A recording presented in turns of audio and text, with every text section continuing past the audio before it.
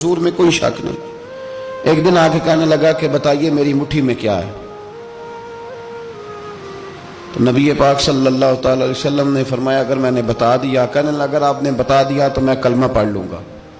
حضور نے فرمایا میں نے بتا دینا ہے پر تو نے کوئی نہیں پڑھنا، میں بتا دینا ہے۔ کہا بتائیے، تو حضور نے فرمایا چل سودا کر لیتے ہیں، اگر جو تیری مٹھی میں ہے وہی بتا دے پھر تیرا کیا خیال ہے؟ تو نبی پاک صلی اللہ تعالی علیہ وسلم نے کہا کیا بھئی ابو جہل کی مٹھی میں؟ تو اس کی مٹھی میں کنکر تھے، کنکروں نے کلمہ پڑھنا شروع کر دیا۔ جب کنکروں نے کلمہ پڑھا، پتھر تھے وہ، انہوں نے کلمہ پڑھا، ابو جہل نے وہ کنکر زمین پہ پھینکے کہنے لگا اوہو تیرا جادو تو پتھروں پہاڑوں پہ بھی چلتا ہے۔ اب جملہ کہنے لگا ہوں سمجھ لینا، ابو جہل گوشت کا آدمی تھا، کنکر پتھر تھے، پتھر کلمہ پڑھ گئے۔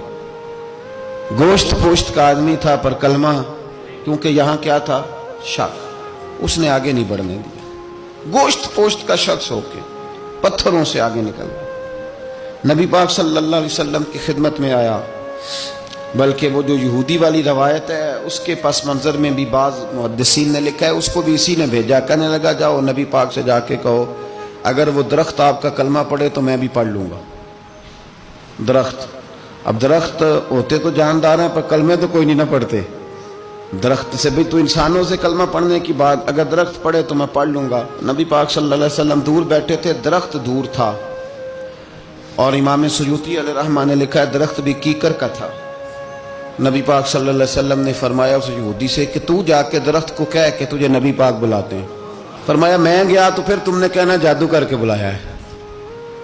احتیاط بھی کی، ہر چیز آنکھوں کے سامنے رکھی، تو جا کے کہہ کہ تجھے بلاتے ہیں۔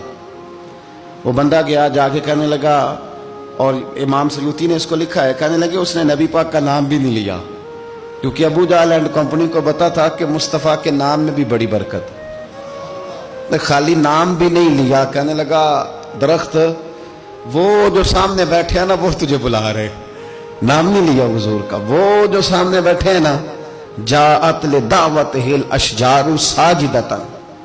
امام بوصیری کہتے ہیں درخت آیا اور سجدہ کرتا ہوا، زمین چیرتا ہوا آیا۔ کس طرح آیا؟ پہلے آگے جھکا، پھر پیچھے جھکا، دائیں جھکا، بائیں جھکا۔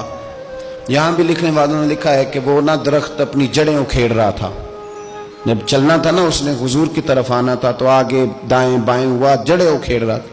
لیکن ہمارے استاد جب ہمیں یہ روایت پڑھایا کرتے تھے تو کہتے تھے جڑیں نہیں اکھیڑ رہا تھا، جب اس نے سنا مجھے نبی پاک نے بلایا تو اسے وجد ہو گیا تھا، وہ جھومنے لگ گیا تھا، جھوم رہا تھا، حضور نے مجھے بلا لیا، جاءت لدعوتہ الاشجار ساجدۃ۔ تو درخت آیا، اس نے آ کے نبی پاک کو سجدہ کیا، لکڑی کا بنا ہوا درخت ہے،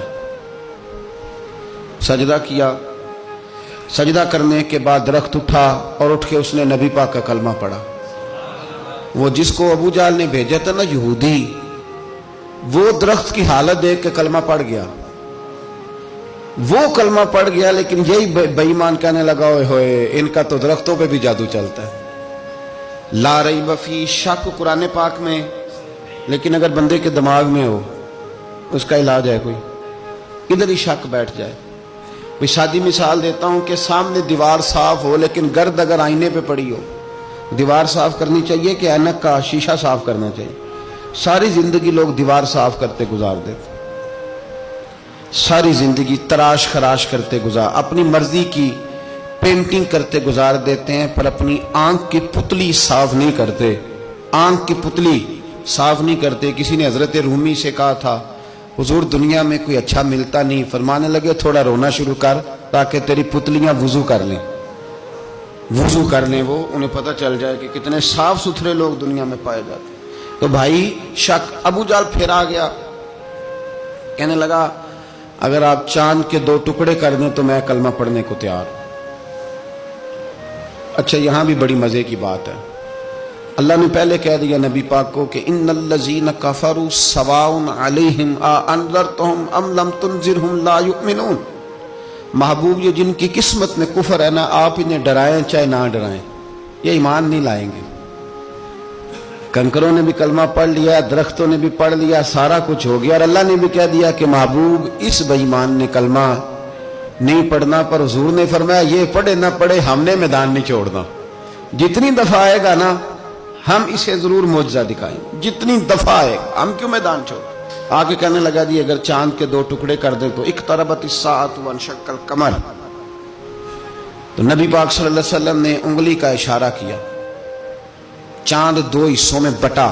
کوہ صفا ایک پہاڑی تھی مکے میں، آدھا ٹکڑا پہاڑی کی اس جانب ہوا، آدھا اس جانب، یعنی وضاحت کی اللہ کریم نے کہ ایسے نہ ہو کہ یہ کہہ جی وہ تو ایسے بالکل شک ہوا تو مل گیا، پتہ نہیں میری آنکھوں پہ جادو ہو گیا، ملا ہے کہ نہیں ملا۔ جب ٹوٹا تو حدیث پاک میں آتا ہے کہ آدھا چاند کوہ صفا کی ادھر گیا اور آدھا تو پہاڑی تھی، چاند نیچے آیا، پہاڑی کے گرد گھوما، آگے جا کے ملا، یعنی وقفہ دیا گیا باقاعدہ دیکھنے کا، سمجھنے۔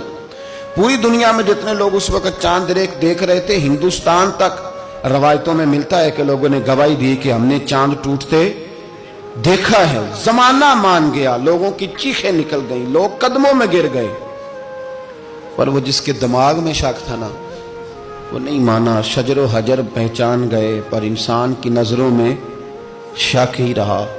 دنیا میں سب سے مجبور، کمزور، بزدل، کم فہم بندہ وہ ہے جس کے دماغ میں شک ہے۔